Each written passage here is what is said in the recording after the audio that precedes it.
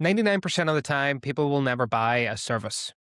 They'll buy the person who's sitting on the call, who they actually trust. I've taken 3,500 sales calls, and more often than not, you will have a better client relationship if they trust you right from the start. In this video, I'm going to break down how exactly to get trust with your clients before they even step foot on a call face-to-face with you, and also how to do it whenever they do.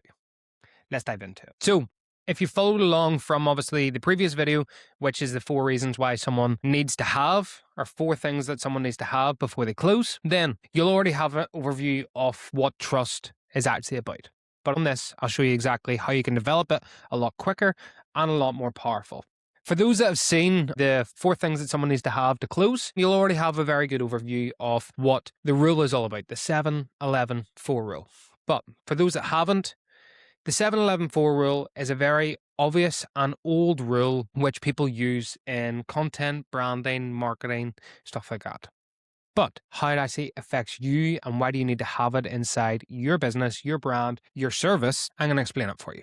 So, 7 hours of interaction with your brand. That can be face-to-face. That can be with you on a screen like this. It can be with you doing short forms. It can be you doing written content. It can be on your website, you recording video testimonials with other people. It can be pretty much anything which is from you and your brand. Now, why does that matter so much?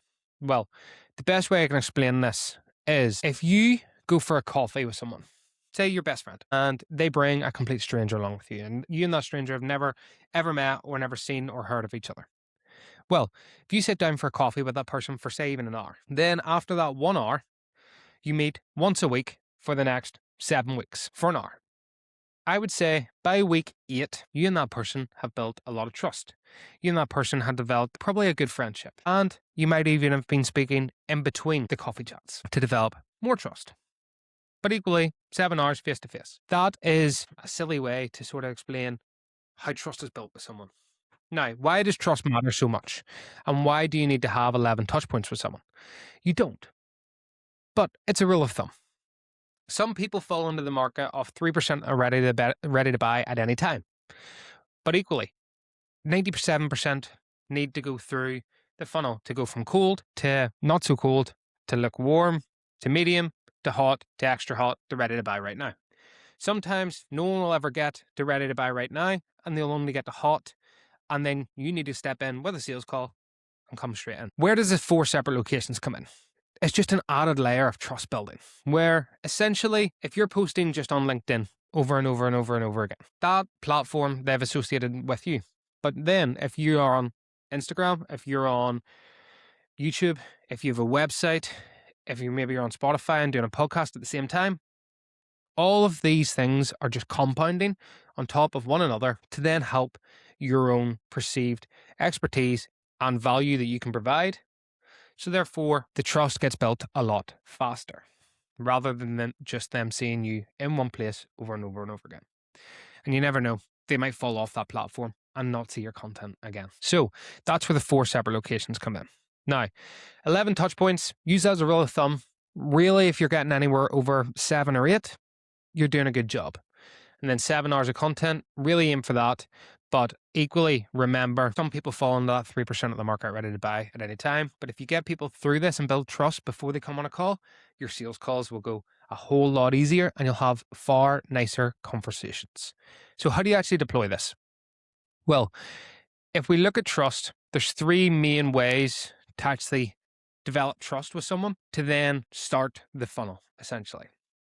So content, as I've explained, 7-11-4, but DMs is another one which quite a lot of people kind of forget about.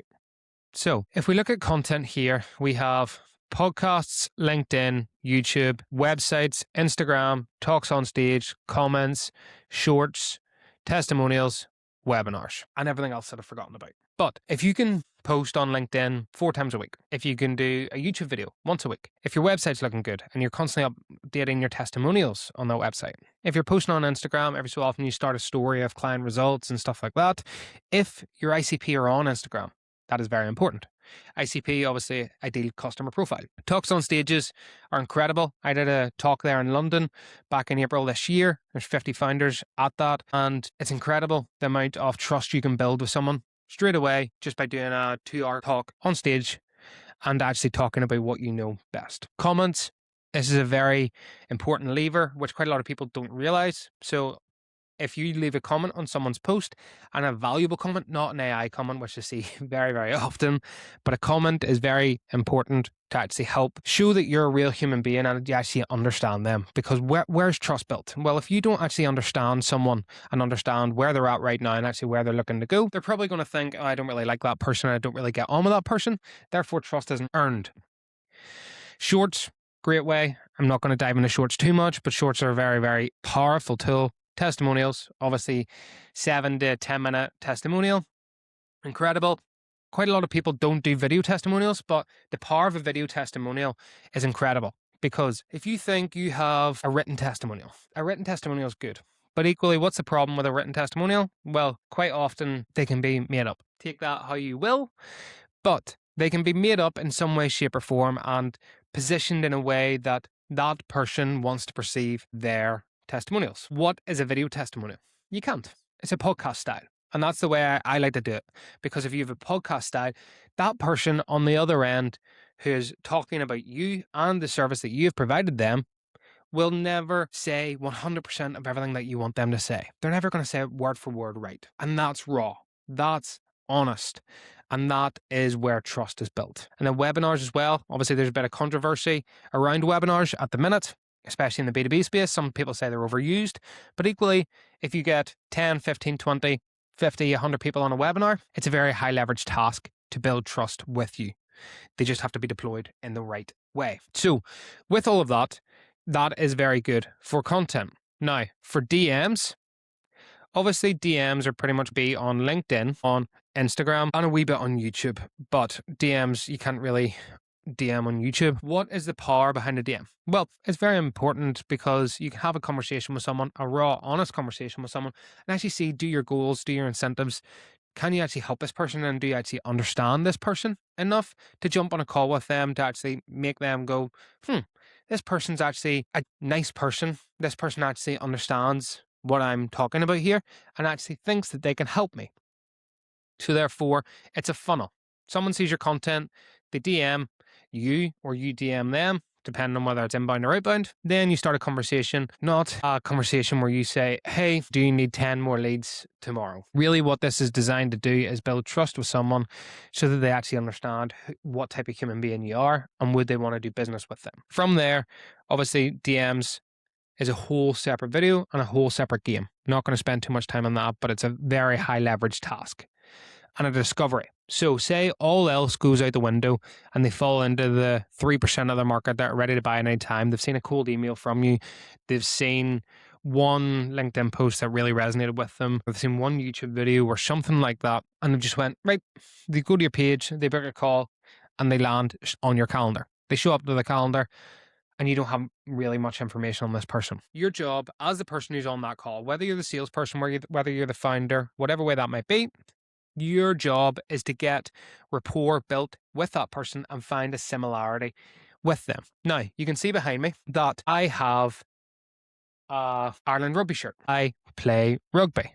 Did play rugby, I should say, until I got injured. Now, that is a very good rapport builder because if someone's in their sports, if someone liked to play sports beforehand, then it's a very easy way for me to actually go straight in and talk about sports. Another thing is, I have 2 sisters. I have a family.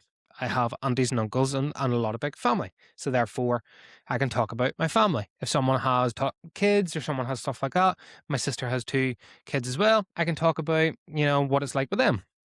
You're not going loads and loads of layers deep here, but you're trying to find a similarity in some way, shape or form. Whether that be a life event, whether that be family, whether that be a sports, or whether that be an experience.